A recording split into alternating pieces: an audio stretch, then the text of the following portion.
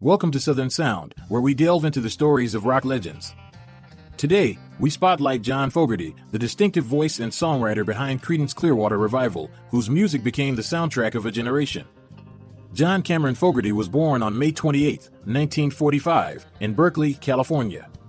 He was the third of five brothers, growing up in a post-war America that was brimming with promise and a growing appetite for change. His father, Galen Fogerty, worked for the Berkeley Gazette and later as a lithographer, while his mother, Edith Lucille, had once aspired to be a singer and instilled a love of music in her sons. The family dynamic was complex as parents eventually divorced, but music remained a constant.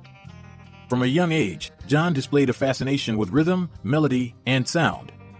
He was captivated by the emotional pull of country, rockabilly, and rhythm and blues artists like Hank Williams, Little Richard, and Elvis Presley.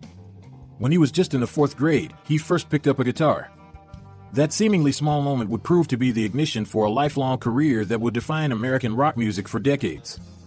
John attended El Cerrito High School, where he formed a friendship with classmates Doug Clifford and Stu Cook, two names that would later be immortalized in the rock history books. Around this same time, John's older brother Tom Fogerty was already exploring the world of music. Tom, a guitarist and singer, had a band called Spiderweb and the Insects, and he quickly recognized John's raw talent. Tom invited his younger brother into the scene, and soon they began playing together. In 1959, John, Tom, Doug, and Stu formed a band originally known as the Blue Velvets. The group mostly played instrumentals and cover songs, earning small gigs in the Bay Area. By the early 1960s, the group began recording music and caught the attention of Fantasy Records, a small independent label based in San Francisco. The label signed them, but under a condition: they had to change their name. And so, the Blue Velvets became the Golliwogs. The Golliwogs era was modest in terms of commercial success, but crucial for John Fogerty's development as a songwriter and frontman. He honed his skills in composition, vocal delivery, and studio production, while working part-time jobs and even being briefly drafted into the U.S. Army Reserves. By the mid-1960s, John had taken the creative reins of the band. His vision was clearer than ever: tight instrumentation, swampy rhythm, and southern imagery, even though he was a California native. And soon, he'd have the chance to bring that vision to life. In 1967, everything changed. Fantasy Records was sold to new management, and Saul Zaentz, soon to become a key figure in both John Fogerty's success and his greatest legal struggles, took control of the label. Zaentz recognized potential in the Golliwogs and gave them a fresh chance, including a new name. At John's suggestion, the band was reborn as Creedence Clearwater Revival, a combination of Creedence, from a friend of Tom's, Clearwater, inspired by a beer commercial, and Revival, which reflected the band's new creative rebirth. From the very beginning, CCR sounded like nothing else on the radio. John's voice raw, powerful, and tinged with southern soul cut through the fuzz of psychedelic rock and polished pop. While his contemporaries in San Francisco leaned into freeform jams and flower power, Fogerty looked south. He conjured up bayous, riverboats, and working-class anthems that evoked places he had never even visited. It was Americana viewed through a California lens, and listeners loved it. Their self-titled debut album dropped in 1968, and the breakthrough single was a cover of Dale Hawkins' Susie Q. It became a top 40 hit and got them radio play nationwide. But it was just the beginning. That same year, CCR released Bayou Country, featuring the now iconic Proud Mary. With its rolling rhythm and unforgettable chorus "Rollin', rollin', rollin' on the river," the song cemented Fogerty's place as a master of narrative songwriting. The single hit number 2 on the Billboard Hot 100, and Tina Turner's future cover would further immortalize it. From 1968 to 1970, CCR went on an almost superhuman run. Albums like Green River, Willie and the Poor Boys, and Cosmo's Factory produced a stream of hits: Bad Moon Rising, Green River, Down on the Corner, Fortunate Son, and Who'll Stop the Rain. These songs became part of America's DNA, used in film soundtracks, protest rallies, and bar jukeboxes across the country. Fogerty wrote, sang, arranged, and produced nearly all of CCR's material. He was a perfectionist in the studio, often clashing with bandmates over control, but the results were undeniable. In just 3 years, Creedence had become one of the biggest bands in the world, outselling the Beatles in the U.S. in 1969. But success came at a cost. Behind the scenes, tensions were rising between John and the rest of the band, especially Tom. Tom felt overshadowed and creatively stifled. Meanwhile, John grew increasingly frustrated with Fantasy Records and Saul Zaentz, whom he felt was exploiting the band financially. By 1971, Tom Fogerty quit the band. And just 1 year later, Creedence Clearwater Revival officially disbanded. After the breakup of Creedence Clearwater Revival in 1972, John Fogerty found himself at a creative and emotional crossroads. The band that had made him a household name was gone. His brother Tom had left over disputes John couldn't reconcile. And his relationship with Fantasy Records, and particularly its owner Saul Zaentz, was becoming increasingly bitter. Still, music was part of Fogerty's DNA, and he couldn't step away for long. In 1973, Fogerty released a solo album under a pseudonym, the Blue Ridge Rangers. Rather than showcasing new original work, the album consisted entirely of country and gospel covers, including Jambalaya, On the Bayou, and Hearts of Stone. Remarkably, John played every instrument himself: guitar, bass, piano, drums, and all the vocals, a clear signal that he intended to go it alone, both artistically and personally.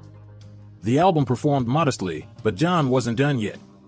In 1975, he released a self-titled solo album, John Fogerty, which leaned more into rock but failed to gain commercial traction. Despite his best efforts, he found it hard to escape CCR's towering shadow, especially as the legal conflicts with Fantasy Records escalated. He attempted a full retreat from the spotlight. Fogerty moved to a ranch in Oregon and largely disappeared from public life. For nearly a decade, he became something of a rock and roll recluse. He didn't tour. He didn't record. He focused on his family, raising his children, and staying as far from the music business as he could. But deep down, the music was still simmering. By the early 1980s, a new generation of listeners was discovering CCR's music. Vietnam War films like Apocalypse Now and Forrest Gump featured Creedence tracks, reintroducing Fogerty's voice to younger ears. Radio stations continued to play Fortunate Son, Have You Ever Seen the Rain, and Bad Moon Rising, keeping the CCR sound alive. And then, in 1985, John Fogerty made one of the most celebrated comebacks in rock history. John Fogerty's 1985 album Centerfield marked a triumphant return to the spotlight. The title track, with its iconic baseball-themed imagery and chorus, Put Me In, Coach, I'm Ready to Play, became an instant American classic. The song still echoes in stadiums to this day. But the album was more than nostalgic, it was a statement. Tracks like The Old Man Down the Road and Mr. Greed weren't just catchy, they were veiled jabs at the people Fogerty felt had wronged him in the music industry, particularly Saul Zaentz of Fantasy Records. The success of Centerfield was undeniable. It went double platinum and earned Fogerty a new generation of fans. But it also sparked one of the most bizarre and historic lawsuits in music history. Zaentz and Fantasy Records sued John Fogerty for plagiarizing himself. The claim? That The Old Man Down the Road was too similar to Run Through the Jungle, a Creedence Clearwater Revival song written and recorded 15 years earlier and owned by Fantasy Records. In effect, Fogerty was being accused of ripping off his own artistic style. The case, which went to court in 1988, became a landmark moment for musicians' rights. Fogerty didn't just win, he took the stand, guitar in hand, and demonstrated in real time how the songs were compositionally different. The jury sided with him, and in doing so, established a precedent: an artist could not be sued for mimicking their own creative voice, especially if the rights to their earlier work had been sold or transferred. It was a moral and artistic victory. But Fogerty didn't stop there. He filed a countersuit to reclaim legal fees, which went all the way to the U.S. Supreme Court. In 1994, he won again, not just for himself, but for countless artists navigating the murky waters of copyright law. But despite the legal wins, one wound remained open. John Fogerty still did not own the rights to the songs he wrote for Creedence Clearwater Revival. That music, the soundtrack of a generation, was still legally in the hands of Fantasy Records. It would take decades for that to change. By the mid-1990s, John Fogerty had emerged from his battle scarred but victorious. He had won in court, revived his solo career, and rebuilt his confidence as a performer. But something was still missing: emotional closure. Throughout his earlier years, Fogerty had carried immense bitterness toward Fantasy Records, toward Saul Zaentz, and even toward his former Creedence bandmates. The rift with his brother Tom Fogerty remained unresolved, worsened by their creative disputes during CCR's final days. Tragically, Tom passed away in 1990 from complications related to AIDS, contracted through a blood transfusion. The two had not reconciled before his death. John admitted in later interviews that this left a hole in his heart. He described their relationship as deeply complicated and filled with unspoken pain. "The older I get," he once said, "the more I wish I'd picked up the phone." But out of this grief came a powerful transformation. John began to reconnect with the joy of performing. In 1997, he released Blue Moon Swamp, an album that leaned into swamp rock, blues, and Southern Americana, everything Creedence had stood for, but more polished and personal. The album earned him a Grammy Award for Best Rock Album and marked a creative high point in his post-CCR career. What changed most during this period was Fogerty's focus on family. He married Julie Kramer in 1991, a woman who would become a powerful stabilizing force in his life. Julie helped John navigate the business side of music, manage his image, and most importantly, encouraged him to let go of the past. They raised 3 children together, and all of them, Shane, Tyler, and Kelsey, eventually took an interest in music. John didn't just encourage their pursuits, he started performing with them. His sons Shane and Tyler formed a band called Hardy Har, and John began appearing on stage with them, creating something he hadn't truly had before, a musical family that healed old wounds instead of creating new ones. As he toured throughout the 2000s and 2010s, fans noticed a new energy. John was smiling more, laughing, reflecting with warmth. The once defensive rock legend now performed Creedence hits with pride, sharing them with new generations and often ending shows with his sons by his side. The man who once refused to play his old songs had finally found peace in his past. For most of his career, John Fogerty's name was synonymous with Creedence Clearwater Revival, but tragically, the legal rights to CCR's catalog were not. Fantasy Records owned those masters, and Saul Zaentz, once his bitter enemy, held them for decades. Despite winning major legal battles, Fogerty was never able to perform, re-release, or profit from CCR's original recordings on his own terms. It was a wound that lingered well into his later years. But time changes everything, including who's in charge. In 2004, Saul Zaentz sold Fantasy Records to Concord Music Group. One of the first things Concord did? They apologized to John Fogerty. The label acknowledged the injustices he'd faced and offered to begin repairing the relationship. That same year, Concord released a remastered CCR compilation album with Fogerty's full support, the first time since the 70s that he had been officially connected to Creedence's legacy in a positive way. This moment marked a turning point. Fogerty began performing CCR hits in earnest again, not just out of obligation, but celebration. In 2008, he performed at the Democratic National Convention. In 2012, he appeared at the New Orleans Jazz and Heritage Festival. His sets were filled with Green River, Born on the Bayou, Up Around the Bend, and Have You Ever Seen the Rain? Still, even though the relationship with Fantasy had softened, the master recordings remained out of reach until 2023. In January of that year, at age 77, John Fogerty finally acquired the global publishing rights to the entire CCR catalog. It was a headline-making moment that fans and industry insiders celebrated. After more than 50 years, the man who had written the songs finally owned them. It was poetic justice, long overdue, hard-fought, and richly deserved. For Fogerty, it meant control. For fans, it meant peace. And for the music industry, it meant another reminder that artists' rights matter. In interviews following the deal, Fogerty expressed joy, humility, and gratitude. "It's a surreal moment," he told Rolling Stone. "I'm the dad. These are my songs. And now I finally get to raise them." John Fogerty's musical legacy is far bigger than the years he spent at the top of the charts. To truly understand his impact, you have to look beyond just the hits. You have to listen to the unmistakable voice, raspy, urgent, and haunting, that shaped what we now think of as Americana rock. You have to study the songwriting, simple, often 3 chords, but packed with imagery, storytelling, and moral weight. Fogerty didn't just write songs, he wrote anthems. Fortunate Son became a generational protest song, used in films and documentaries to symbolize anti-war sentiment and class struggle. Bad Moon Rising, with its catchy, upbeat tone hiding lyrics of foreboding doom, was used in everything from An American Werewolf in London to The Walking Dead. Who'll Stop the Rain was poetic, political, and timeless. These weren't just songs of their time, they transcended decades. Fogerty's influence touched artists across genres. Bruce Springsteen cited him as one of his biggest inspirations. Bob Dylan called him one of the greatest songwriters alive. Country artists like Alan Jackson and Brad Paisley praised his ability to blend rock and country without losing either's authenticity. And younger generations? They may not always know his name, but they know his sound. That swampy, southern rock riffing. That soulful howl. That sense of something distinctly American, raw, flawed, passionate, and proud. Even in modern music, echoes of Fogerty can be heard in alt-country bands like Wilco, rock revivalists like Kings of Leon, and protest-minded songwriters like Jason Isbell. Through it all, John remained humble. In interviews, he often seemed almost amazed that his songs had become cultural touchstones. "I was just writing what I felt," he once said. "I didn't know it would stick around this long. But it did. And it will." If you ever wanted to understand the staying power of John Fogerty, all you need to do is go to a baseball game. You'll hear center field echo across stadiums from Boston to Los Angeles. You'll see kids singing along, gloves in hand, mouthing the words, "Put me in, coach."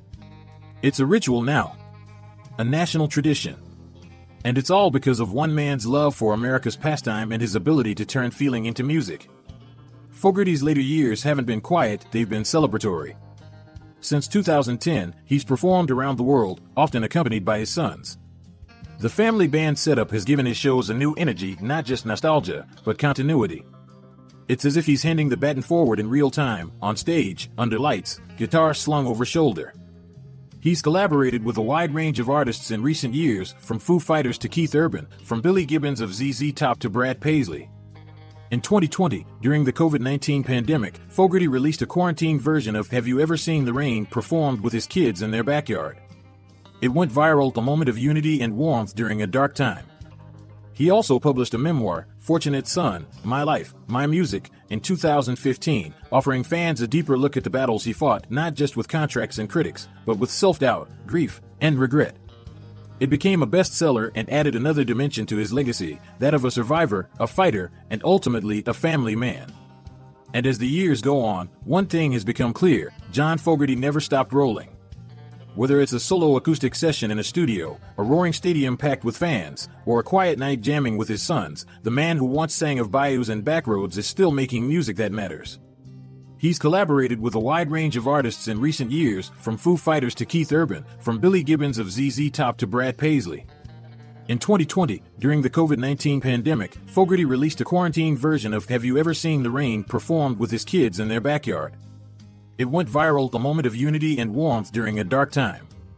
He also published a memoir, Fortunate Son, My Life, My Music, in 2015, offering fans a deeper look at the battles he fought, not just with contracts and critics, but with self-doubt, grief, and regret.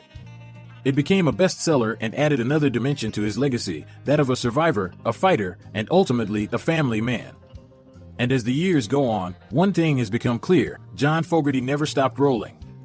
Whether it's a solo acoustic session in a studio, a roaring stadium packed with fans, or a quiet night jamming with his sons, the man who once sang of bayous and backroads is still making music that matters.